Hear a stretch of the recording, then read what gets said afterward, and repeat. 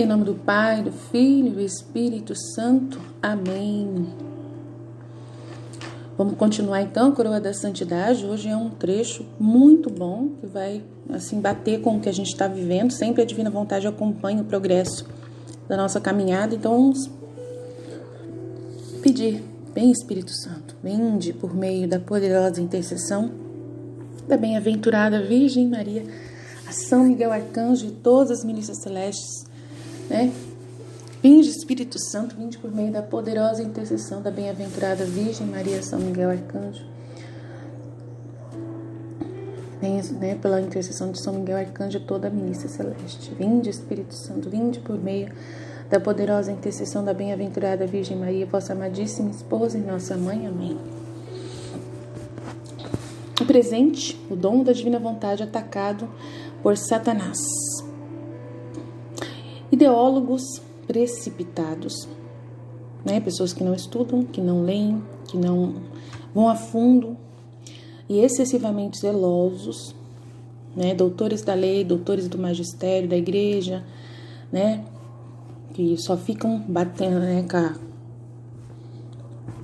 a cabeça endurecida, né? Sucumbem, né? Sim, envergam, pesam com o próprio peso, caem com o próprio peso, inevitavelmente a identificar qualquer semelhança, mesmo que superficialmente, entre duas coisas, como uma prova certa de que se uma é má, a outra também é. É precisamente essa forma perversa de discernimento que resultou na frase nocus pocus. A maioria das pessoas conhece essa frase como uma referência a práticas mágicas absurdas, e de fato é. Mas a origem dessa frase é encontrada em façanhas caluniosas dos zelosos protestantes anticatólicos que acreditavam que a missa católica era idólatra. Eles pegaram as palavras mais sagradas da missa, quando o padre diz: "Este é o meu corpo", que em latim é hoc est corpus, e fez parecer ridículo, mudando para nocus pocus. Assim, eles humilham a missa e insultam os católicos que vão à missa, alegando que os católicos estão apenas se engajando em práticas mágicas como qualquer outra.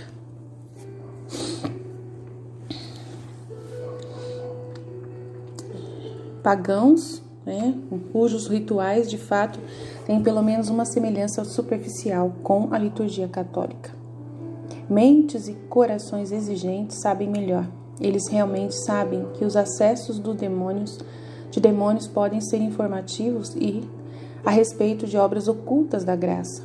Os espíritos impuros estavam, de fato, entre os primeiros a reconhecer Jesus.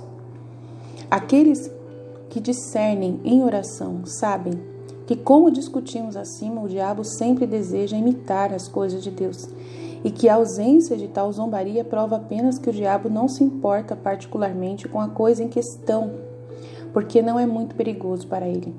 Continuar com o mesmo exemplo, o diabo, ao inspirar as várias práticas satânicas e ocultistas em todo o mundo, não se incomoda em zombar das práticas dos cientologistas, pois ele claramente não vê isso como uma ameaça ao seu reino.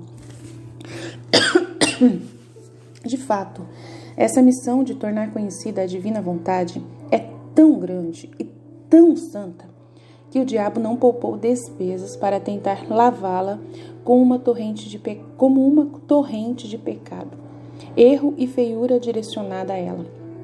E embora ele não tenha conseguido seus objetivos, ele causou muita destruição através de seus esforços, alguns dos quais podem ser vistos nos seguintes reinos: o niilismo existencial voluntário. Talvez a forma mais distorcida da filosofia que já entrou no pensamento dominante seja a de Friedrich Nietzsche, é o Nietzsche, né, conhecido. Este filósofo alemão morreu no início do século XX e forneceu a inspiração ideológica para seus massacres, sobretudo os realizados pelos nazistas, que continuam mais silenciosamente até hoje nos flagelos do aborto e eutanásia. Ele ensinou o oposto diamétrico das revelações de Luísa, a vontade do poder. Este mundo é a vontade do poder e nada além. E vocês também são essa vontade de poder e nada além disso. Esse foi o mantra dele. Foi precisamente na mesma década em que Nietzsche mergulhou na loucura e estava à porta da morte, tendo proclamado Deus como morto e ele próprio o anticristo, que Luísa, humilde sob a obediência de seu diretor espiritual, começou a escrever. Os escritos de Luísa se assemelham e contradizem os de Nietzsche, assim como o santo sacrifício da missa é um satânico, como ele dizia, Ensinamentos distorcidos sobre a divinização no mormonismo. Que fique claro desde o início, não estou acusando os mormons individualmente de serem agentes de Satanás, muito pelo contrário. Parece óbvio que a maioria deles são pessoas boas e que estão sinceramente tentando ser bons cristãos. Não é para os mormons individualmente que eu estou abordando essa sessão, mas em vez o próprio mormonismo, que mantém visões estranhas e heréticas sobre a divinização e como ela se implica. Para uma visão correta da divinização, consulte a seção na mesma parte do livro intitulada O Dom Pré-Determinado. O mais digno de nota é o fato de que pode ser precisamente o fracasso do mundo católico moderno em enfatizar adequadamente a divinização que permitiu à Igreja perder tantos membros para o mormonismo. Como citado na seção acima mencionada, muitos estudiosos católicos, incluindo o Dr. Scott Hahn, lamentam profundamente esse fracasso da Igreja em reconhecer que ser salvo do pecado é apenas o ponto de partida do plano final da santificação de Deus. O mais notável entre essa tragédia é o caso de um homem chamado Jordan Vajda. Uma vez sacerdote dominicano, ele deixou a igreja para se tornar um mormon. Embora conheça pouco desse homem, conseguiu uma cópia de sua tese de mestrado, que ele escreveu enquanto ainda era católico e dominicano. E a partir dessa tese é fácil ver por que ele saiu. Ele tinha muitos entendimentos ortodoxos e profundos de adivinhação. E posso apenas imaginar, fez com que fossem desprezados por seus amigos experientes católicos, que tolamente a criticaram como uma heresia encontrada apenas entre alguns pais da Igreja Oriental. É muito parecido com o que acontece hoje com os críticos da Era da Paz na maneira como tratam os ensinamentos dos padres da Igreja a respeito do milênio. Enquanto os católicos negligenciarem o ensino ortodoxo sobre a divinização, continuaremos a perder membros de denominações quase cristãs para o mormonismo, que as levam a sério. O mormonismo leva isso a sério. Infelizmente, a pervertem significativamente. Vejamos uma breve citação da tese de Jordan Vajda. A doutrina da divinização não poderia sobreviver na teologia da Igreja propriamente dita. Hoje, os defensores da ortodoxia se encolhem diante das implicações completas da esperança de Paulo para que os santos cheguem à medida da plenitude de Cristo, conforme Efésios 4:13. Da mesma forma, Peterson e Hicks, de fato, se os santos dos últimos dias estavam dispostos a fazê-lo, eles poderiam dizer que somente eles, entre os seguidores contemporâneos de Jesus, parecem possuir os antigos doutrina cristã da teose. Receio que ele esteja correto. O Daniel diz aqui que esse cara estava correto. Ele abandonou a igreja por causa do fechamento da igreja a respeito desse assunto. Receio que ele esteja correto. Muitos escritores teológicos católicos no Ocidente reagiram com medo à revolta protestante e simplesmente pararam de falar em divinização. Assim, o diabo certamente teve um sucesso em sua intenção de atacar essa grande santidade, de viver na vontade divina e seu iminente reino universal.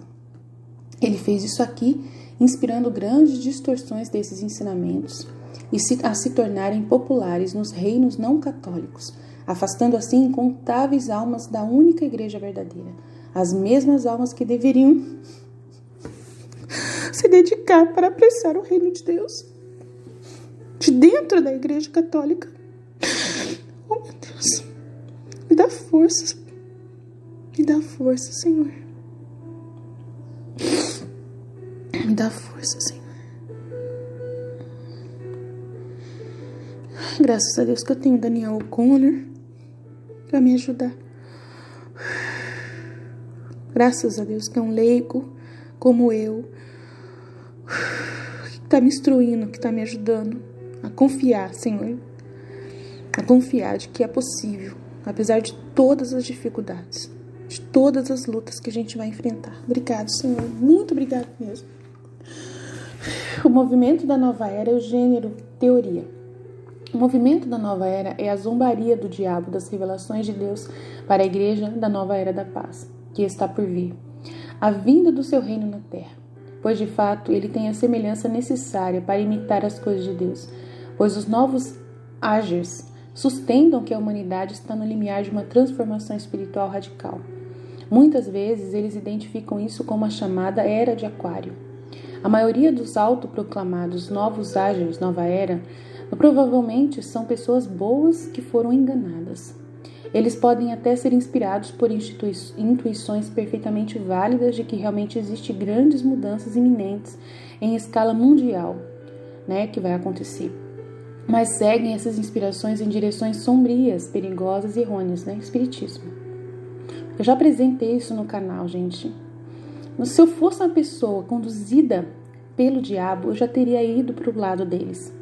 Eu já teria trazido aqui a chama trina, que fala muito perfeitamente da chama do amor de Nossa Senhora, mas só que daí, quando eu li o trecho, explicava bonitinho, estava indo bem, falando da chama do amor. Quando chegou no trecho do Espiritismo, na hora eu larguei, esqueci, deixei lá.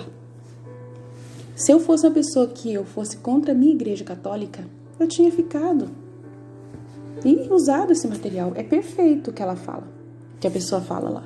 Sobre a chama do amor, explica direitinho como que acontece a divinização, o processo todo. Larguei mão, fiquei com a coroa da santidade do Daniel O'Connor. E eu tenho uma testemunha na minha comunidade dos Filhos da Divina Vontade que sabe que eu fiz isso. Que eu falei pra ela assim, larga a mão. Porque tudo que eu faço eu apresento pra alguém.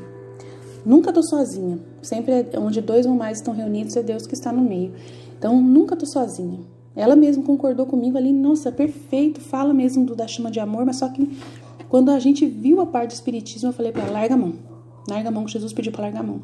Jesus pediu pra largar a mão. Larguei na hora. Obedeci na hora.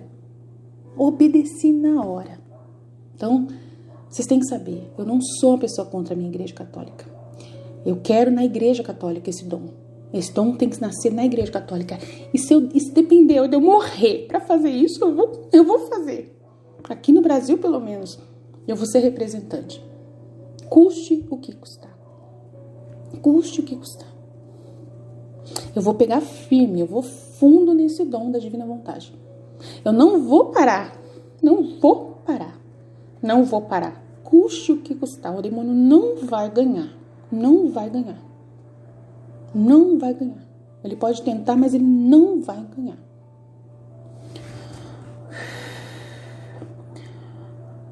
A igreja, ciente dos graves problemas apresentados por esse movimento, promulgou um documento intitulado Jesus Cristo, Portador da Água Viva. Eu encorajo fortemente qualquer católico que tenha alguma preocupação com qualquer prática que possa envolver-se para verificar se há referências a esse documento e não ter nada a ver com qualquer prática listada associada à nova era. Da mesma forma, o artigo altamente informativo sobre o movimento da nova era na Enciclopédia Católica Nova diz: os críticos culturais também afirmaram que interesses exóticos da nova era, como a observação de cristais e a convergência harmônica, são artificiais. Do ponto de vista psicológico, alguns devotos da nova era manifestam traços de self-fixação narcísica e obsessiva que espelham a impotência, a alienação e individualismo atomístico endêmico na sociedade. Eles são totalmente diferentes, avessos, totalmente a comunidade. Para eles, é cada um por si, Deus por todos, sabe assim? Não é assim que funciona, é comunidade. né? Sempre toda ação que Deus faz é pelo reino, é para os filhos, é para a humanidade, é para a família humana, não é para uma pessoa só. Então tudo é em função das almas.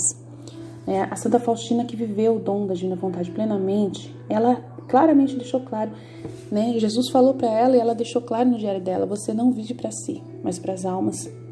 Você é do céu, você não é sua mesmo, não é para você mesmo, narcisista. Para você conquistar essa divinização sozinha.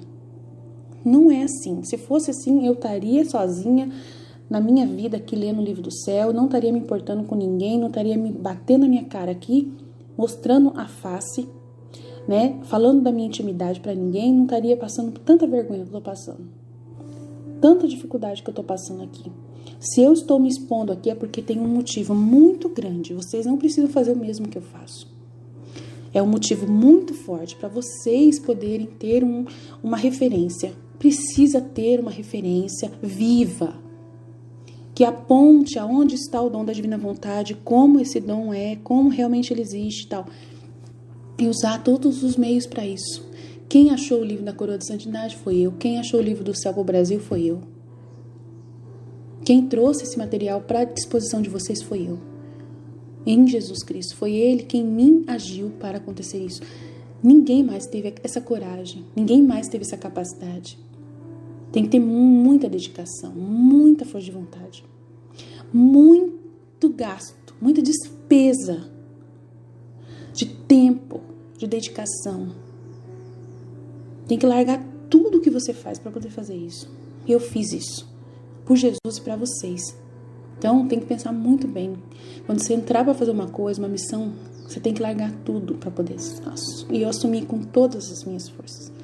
Então as pessoas, quando vê, a gente não sabe quanto que a gente está pagando preço para conseguir fazer as coisas.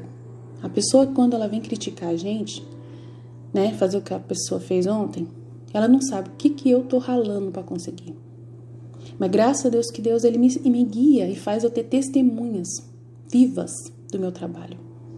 Eu tenho pessoas vivas que eu converso, que eu exponho a minha vida para elas. Eu não tenho um padre, não tenho um diretor espiritual, mas eu tenho leigos engajados na igreja. Pessoas humanas que vão atestar, que podem assinar, que me conhecem.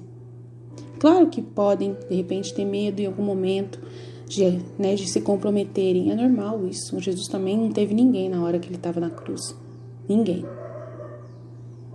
Na hora que ele estava diante do sinédrio mesmo, na hora que ele estava sendo julgado, não tinha ninguém. Ninguém. Então, nessa hora a gente nunca vai ter ninguém mesmo. Na hora que alguém está batendo na gente, na hora que alguém está apontando o dedo pra gente, ninguém vai defender.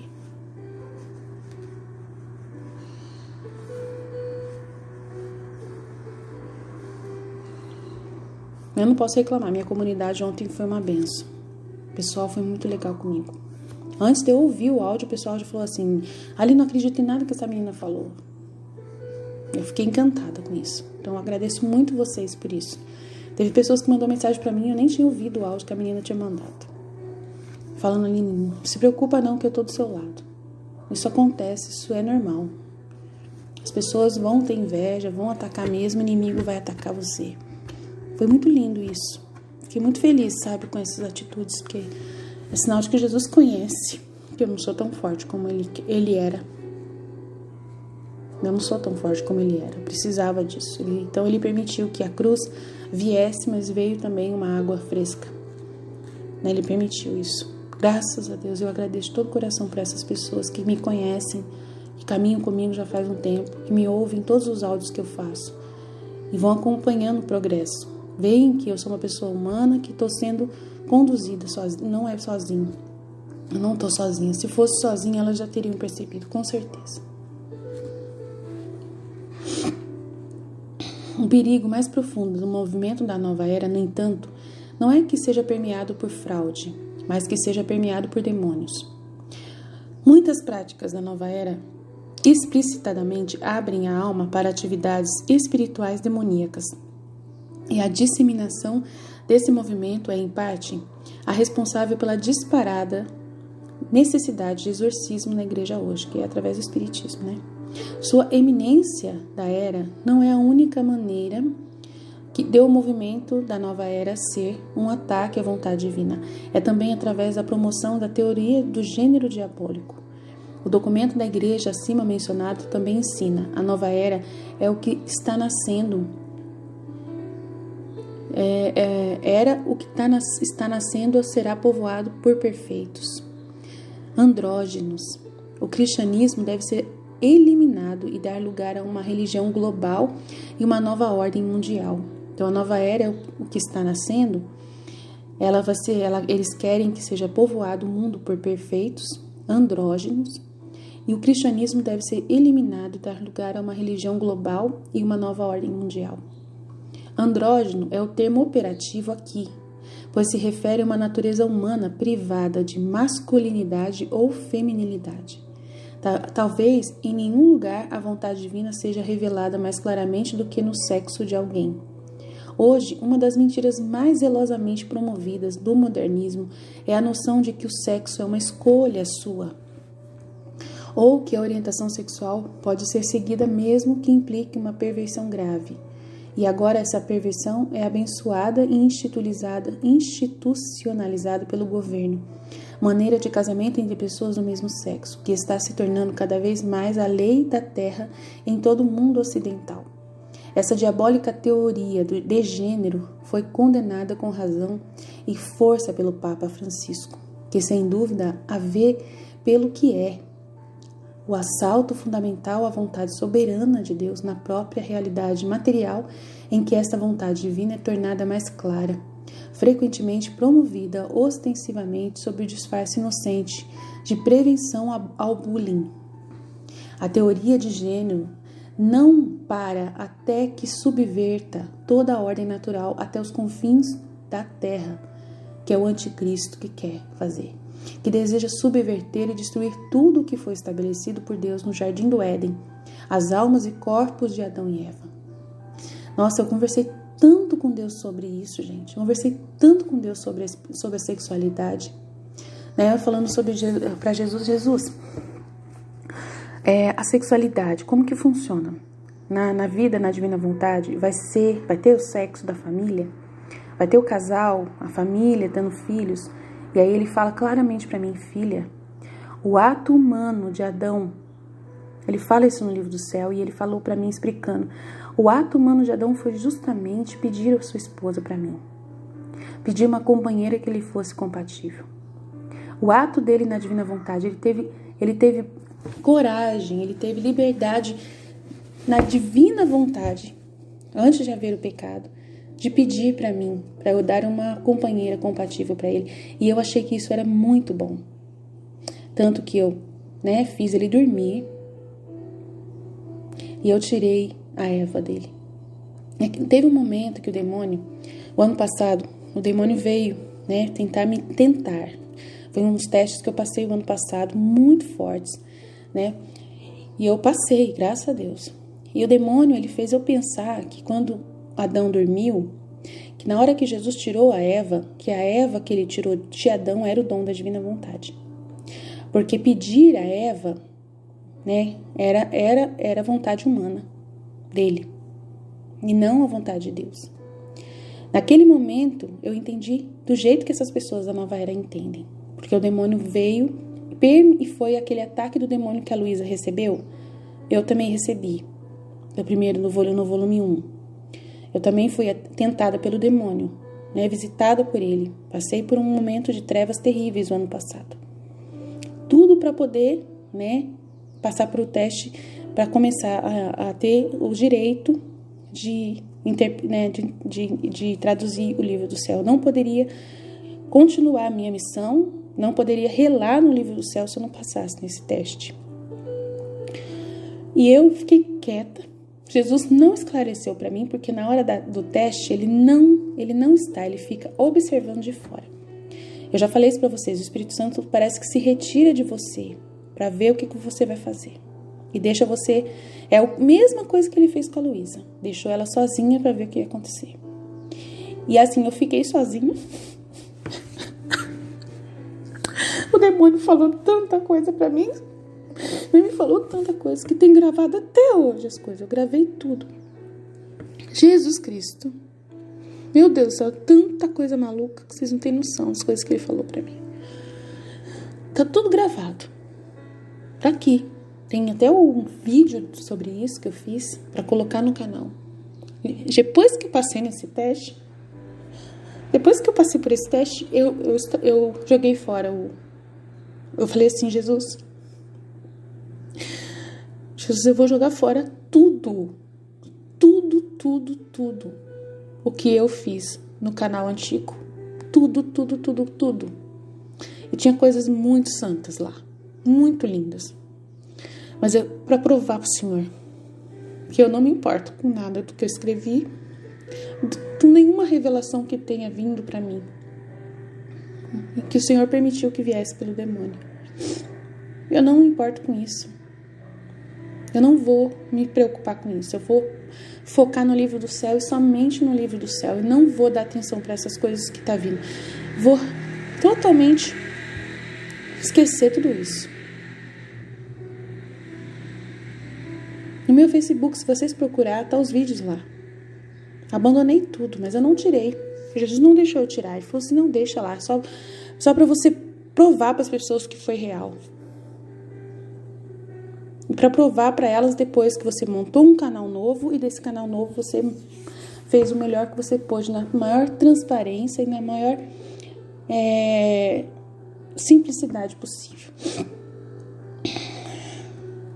E ainda tem no canal Jesus Misericordioso algum resto de coisas do ano passado, do tempo que eu estava passando por esse teste. A diferença entre eu naquela época e a diferença entre eu hoje, assim, a diferença entre o sol e a lua, não, entre a noite e o dia, assim, a diferença é muito grande. Porque eu neguei toda aquela mentira que o demônio me deu. Renunciei a tudo aquilo. Eu fiz o discernimento com Jesus. Eu fui para dentro do coração de Jesus, eu me tranquei lá dentro. Fiquei um tempo totalmente privada da luz do Espírito Santo. O Espírito Santo não falava nada comigo nessa época. E daí só foi voltar a falar comigo esse ano em maio. E eu fiquei na base da fé, caminhando na fé, quietinha, fazendo meu trabalho. E eu consegui traduzir 20 volumes de janeiro, desde quando eu comecei, de janeiro até maio. 20 e tantos volumes. Sem parar. Mesmo com os erros ortográficos, tudo, né? Mas eu fiz. Foi aí que eu dei fruto no meu trabalho. Só em maio, quando eu renovei os 31 dias com Maria, Jesus liberou o dom de novo para poder eu poder instruir as pessoas. E aí desde então eu comecei a ouvir Jesus de novo. As luzes começou a vir, né? E agora eu tenho certeza de que eu já, né, que eu tô no caminho certo, porque ele me deu todos os elementos que eu precisava. Mandou a coroa da santidade, mandou todos os livros de José Pianuzzi, mandou todos os livros para poder, né, garantir, né, o respaldo que eu precisava da igreja, né, de alguém que estuda a fundo o conteúdo. Estou colocando a coroa da santidade aqui para vocês. Isso é a prova completa de quanto que eu sou conduzida inteiramente pelo Espírito Santo e não conduzida por mim mesma. É uma prova cabível. E aí quem me conhece sabe que eu volto atrás. Quando eu fiz alguma coisa errada, eu volto atrás, eu jogo fora, eu queimo. O que não é de Deus, eu queimo. Se um padre chegar e ver um canal meu e ele falar pra mim, tudo isso aqui, esse aqui, você tem que tirar, eu tiro. Sem pestanejar. Sem pestanejar. Sem pestanejar. Eu não preciso nem conhecer o padre. Não preciso nem conhecer pessoalmente. Ele pode ir lá morar na China. Mas se eu sei que é padre, sem pestanejar. Se ele falar assim, eu assumo você, eu vou ser seu diretor espiritual, eu vou acompanhar você, eu vou ouvir os seus áudios e eu vou fazer o discernimento sobre o que você está fazendo. Se ele mandar eu tirar o canal inteiro, eu tiro. Sem pestanejar. Sem pestanejar. Porque aqui a Aline não existe. só Jesus. É Ele que tem que reinar, não sou eu. Então é isso importante, tá? Para vocês, né, eu deixar claro aqui para vocês. A cultura da morte. Por mais destrutivos que tenham sido todos os ataques listados acima, é impossível negar que o trabalho mais destrutivo de Satanás seja encontrado ao transformar o mundo inteiro em uma enorme cultura de morte. Como mencionado no prefácio deste livro, sobre a observação do Dr. Scott Hahn. Quando a ferocidade do diabo atinge um nível superlativo, ele mata crianças inocentes em uma tentativa desesperada de impedir que os planos de Deus sejam realizados. O ataque final do diabo contra a vontade divina não é tanto no nível ideológico, mas é visto em seu desejo de destruir o maior número possível de vidas que Deus destinou a viver na era da vontade divina. Ao apressar seu reino, o diabo fez isso através das guerras e genocídios do século XX. Mas agora ele faz isso através do aborto, que supera todos os genocídios da história combinados e é de longe a principal causa de morte em quase todos os países do mundo inteiro. Em seu livro Aborto Demoníaco, o exorcista padre Elton Newer explica como todo o movimento do aborto é diabólico em sua essência. Abaixo está um trecho do livro em que ele ilustra os paralelos escrevendo: a dimensão espiritual desse terrível negócio, o aborto, é a sistematização do sacrifício ritual de sangue ao Deus do assassinato de crianças, que no Antigo Testamento é chamado Moloque. Esse demônio do sacrifício de crianças aparece em muitas formas e culturas, e através dele, fenícios, cartaginenses, cananeus, celtas, indianos e outros, fizeram, mas é sempre o mesmo animal sedento de sangue que exige o assassinato de crianças como forma de culto. Esse demônio também busca apoio público e novas formas de expressão para aumentar sua adoração. Em algumas das antigas imagens dessas práticas malignas, vemos tambores enormes sendo usados ao lado dos locais de sacrifício à medida que os rituais prosseguem. Esses tambores foram usados para abafar os gritos das vítimas que estavam sendo sacrificadas em seus altares e amortecer a consciência daqueles que participavam de tal mal. A destruição sistemática do corpo humano, que São Paulo chama de templo do Espírito Santo, também é um sacrilégio. Em suma, o aborto é um sistema demoníaco perfeito, que aparece numa forma perversa de adoração ao diabo. Se o negócio do aborto não é verdadeiramente diabólico, nada mais é. Aí ele colocou aqui várias religiões que fazem uma lista aqui de várias religiões que fazem, o aborto, o sacrifício de vítimas aqui na história, Mas os planos de Satanás não funcionarão. Em sua fúria diabólica, ele não pode deixar de vomitar implacavelmente veneno nas obras de Deus, mesmo sendo que Deus já foi e continuará vitorioso. De fato, muitas das manobras do diabo já falharam, embora muitos tenham temporariamente sido bem-sucedidos. E agora é o momento da coroação de toda a criação. Então, vai ficar por aqui. Amanhã vai falar sobre o tempo da coroação. Vamos ver o que é que ele vai falar sobre isso. Jesus, eu confio em vós, vinde.